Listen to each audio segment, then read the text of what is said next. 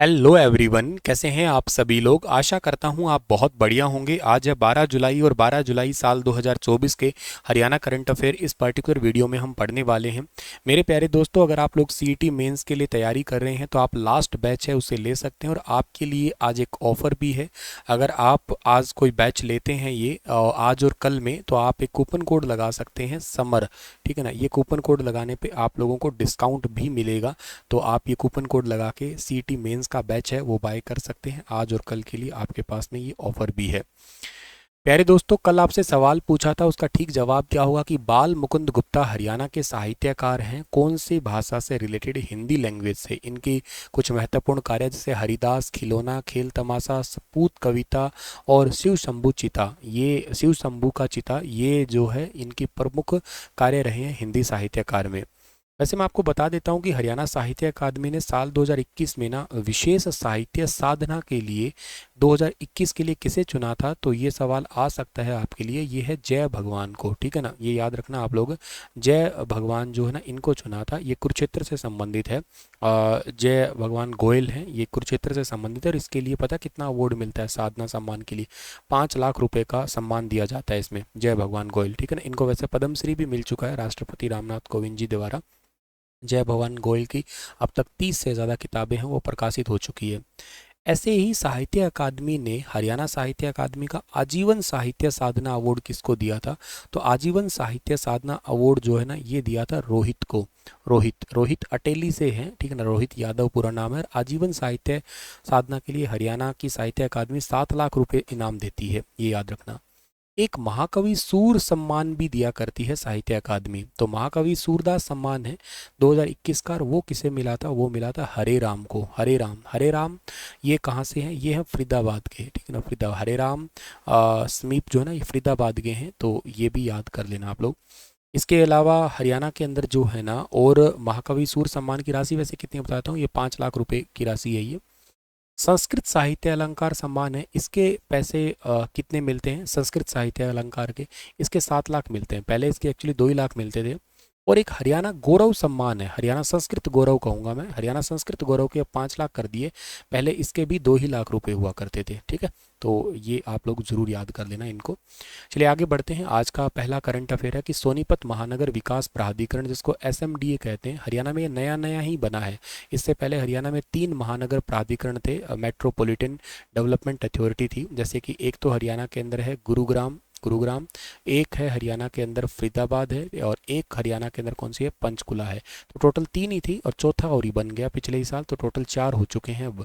इसके लिए बजट 363 रुपए की घोषणा की गई है अभी हाल ही में यहाँ के विकास कार्य के लिए। पंचकुला के लिए भी घोषणा की गई है अभी हाल ही में। पंचकुला के लिए कितना किया गया? 100 करोड़। और आने वाले टाइम के लिए 175 करोड़ का आगामी बजट है, उसको भी मंजूर कर दिया गया। ऐसे ही फरीदाबाद के लिए किया गया है, 2600 करोड़ किए गए हैं। ईस्ट फरीदाबाद को वेस्ट फरीदाबाद से जोड़ने के लिए 2 बड़े प्रोजेक्ट को मंजूरी मिली है। 22 रेनीवेल और रिवर्स रोटरी तकनीक से 70 ट्यूबवेल और 8 बूस्टिंग स्टेशन भी बनेंगे।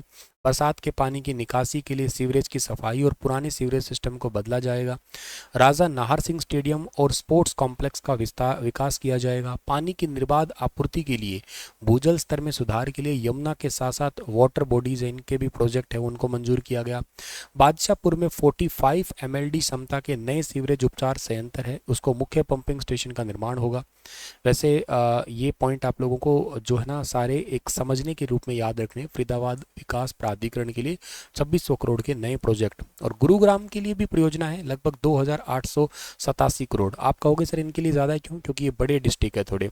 जैसे इसमें नई इलेक्ट्रिक बसें चलेंगी, गुरुग्राम मेट्रोपॉलिटन डेवलपमेंट एरिया में 200 से ज़्यादा बसें चलाई जाएंगी। सीसीटीवी नेटवर्क है, उसको 4000 से बढ़ा के 14000 किया जाएगा। वाटिका चौक नेशनल हाईवे 48 से एलिवेटेड कॉरिडोर है, उसको इंटरचेंज का निर्माण, एलिवेटेड कॉरिडोर पे इंटरचेंज उनको क्रॉस करने का वो भी तैयार किया जाएगा। फ्लाईओवर वगैरह बनाए जाएंगे। ताऊ देवीलाल स्टेडियम है यहाँ पे, उसको भी डेवलप किया जाएगा। बसई और चंदू बसेरा में जो है ना जल उपचार संयंत्र है वो भी बनाया जाएगा। तो यहाँ पे एक इसके अलावा 12 परियोजनाओं का भी उद्घाटन किया गया है और 25 परियोजनाओं का शिलान्यास किया गया है 269 करोड़ रुपए की लागत से। द्वारका एक्सप्रेसवे के दोनों ओर जो है ना सर्विस लेन है वो भी बनाई जाएगी। हरियाणा सरकार ने पशु कल्याण के लिए किस ग्रुप के साथ अभी हाल ही में एमओयू किया है, यानी कि मेमोरेंडम ऑफ अंडरस्टैंडिंग किया है? तो इनके वेदांता ग्रुप के साथ में किया है। वेदांता ग्रुप के साथ में 100 करोड़ का इन्वेस्टमेंट होगा हरियाणा में पशु कल्याण के लिए। वेदांता ग्रुप है वो इन्वेस्ट करेगा, इसके लिए 100 करोड़ का अभी रिसेंटली ये एमओयू साइन किया गया है। हाल ही में हरियाणा पंजाब उच्च न्यायालय ने हरियाणा सरकार को किस जिले के पास शंभू बॉर्डर पर लगाए गए बैरिकेड्स हटाने का निर्देश दिए हैं? पहला तो सवाल यही इंपॉर्टेंट है कि हरियाणा पंजाब हाई कोर्ट के मुख्य न्यायाधीश अभी रिसेंटली बने हैं श्रीमान शील नागू, ठीक है ना, तो ये भी याद रख लेना आप लोग, ये तो मैंने अलग से आपको पढ़ाया ही था। इसके अलावा शंभू बैरिकेड्स जो लगी हुई है वो अम्बाला डिस्ट्रिक्ट के अंदर लगी गई है, खूब चर्चा में है कई दिनों से, तो करके ये सवाल है आपके आगे। हरियाणा पंजाब हाई कोर्ट के द्वारा अम्बाला के पास शंभू बॉर्डर पर लगाए गए बैरिकेड्स को हटाने का निर्देश दिया है, जहां किसानों ने अपनी मांगों के समर्थन में 13 फरवरी 2024 से डेरा लगातार डाल रखा है और फरवरी में अम्बाला नई दिल्ली राष्ट्रीय राजमार्ग पर बैरिकेड्स जो है वो लगा दिए गए। संयुक्त किसान मोर्चा, गैर राजनीतिक और किसान मजदूर मोर्चा इनके द्वारा न्यूनतम समर्थन मूल्य यानी कि एमएसपी कानूनी गारंटी सहित जो है ना दिल्ली तक मार्च करने के लिए योजना की घोषणा के बाद में ये हुआ था। मार्च को रोक तो दिया गया था, लेकिन शंभू और खनौरी सीमा पर लगातार ये डटे हुए हैं। पहले ये दिल्ली वाले पे भी थे, लेकिन इस पे लगातार जो है ना ये डेरा डाल रखा है। ये एमएसपी बेसिकली है क्या? मिनिमम सपोर्ट प्राइस है ये, जिस दर पर सरकार किसानों से फसल खरीदती है। किसानों द्वारा वहाँ किए गए उत्पादन लागत से कम 1.5 गुना की गणना के आधार पर उनसे फसल जो है ना वो खरीदी जाए। जैसे सिफारिशें क्या है एमएसपी के लिए? कृषि लागत और मूल्य आयोग सीएससीपी द्वारा सरकार को 22 अधिविष्ट फसलों के लिए न्यूनतम समर्थन मूल्य, गन्ने के लिए उचित और लाभकारी मूल्य इसकी सिफारिश करता है। जैसे 22 खरीफ, जिसमें से 14 खरीफ है, 6 रबी है और 2 वाणिज्यिक है। जैसे 7 अनाज है, इसमें गेहूँ, धान, जौ, जवार, बाजरा, मक्का और रागी। 5 दालें इसमें चना, अरहर, तूर, मूंग, उड़द और मैसूर। 7 तिलहन है, मूंगफली, सफ़ेद सरसों, सरसों और सोयाबीन, सूरजमुखी, तिल, कुसुम्ब और इसके साथ राम तिल। कच्चा कपास, कच्चा जूट, नारियल, गिरी, कोपरा, ये सब जो है ना इसके अंदर शामिल है। एमएसपी वो मूल्य है जिसपे सरकार किसानों को जो है ना अधिदिष्ट फसलों की खरीद करनी होती है यदि बाजार मूल्य से कम होकर हो जाए। मोटे तौर पे आप यूँ समझो एमएसपी का गणित कि मान लेते हैं कि आपको एग्जांपल से यूँ समझ के चलते हैं इसको हम लोग कि सरकार ने मतलब मार्केट में एक प्राइस रख दिया गेहूं के लिए, मान लेते हैं चलो 2,000 रुपये का एमएसपी है। एमएसपी मतलब इससे कम प्राइस का मार्केट में नहीं बिकेगा, कम से कम 2,000 है, वो ज़्यादा भी हो सकता है। अब मान लेते हैं मंडियाँ जो है ना अलग अलग प्राइस खरीद लेती है, कई बार कोई 1500 में खरीद रहा है, कोई 1700 में खरीद रहा है, तो सरकार क्या करती है, सरकार ना एक ऑन एन एवरेज प्राइस निकालती है और वो एटलीस्ट सरकारी मंडियों में एमएसपी पे तो खरीदे ही खरीदे, ऐसा काम करती है। हरियाणा ने और मध्य प्रदेश ने इसका तोड़ निकाला था बीबीवाई से, यानी कि भवांतर भरपाई से। सरकार ने कहा कि कोई बात नहीं है, भी मान लो मार्केट में 1500 रुपये के हिसाब से गेहूं बिक रही है, तो ऑन एन एवरेज निकाल लेते हैं खुद के राज्य की सारी मंडियों का और पड़ोसी राज्य की मंडियों का भी, पड़ोसी 2 राज्यों की मंडियों का।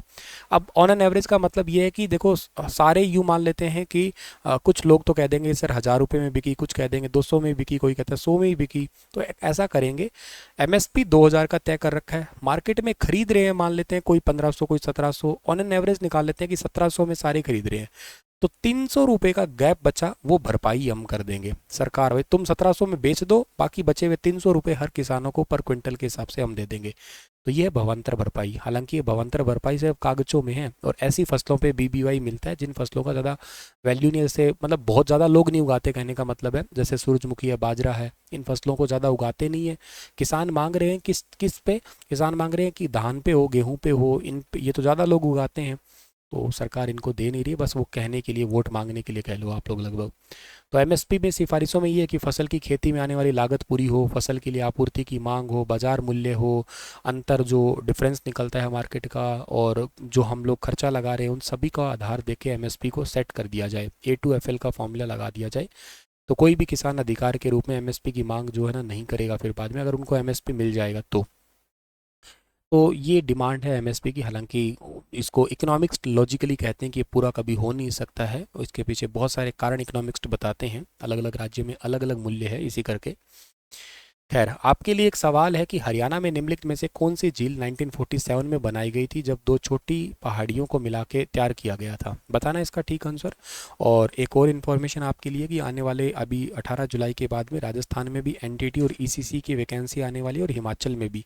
अगर आप सीरियस एस्पिरेंट है एनटीटी नर्सरी टीचर ट्रेनिंग या अर्ली चाइल्ड केयर एजुकेशन के, आपको डिप्लोमा करना है, तो आप इसके लिए मुझे व्हाट्सअप पे इस नंबर पे मैसेज कर दें। कमेंट ना करें, सीधा मैसेज करें, ताकि आपको टीम रिप्लाई कर पाए। ठीक है, तो चलिए, thank you so much. Stay happy and stay healthy. अपना ख्याल ज़रूर रखना आप लोग।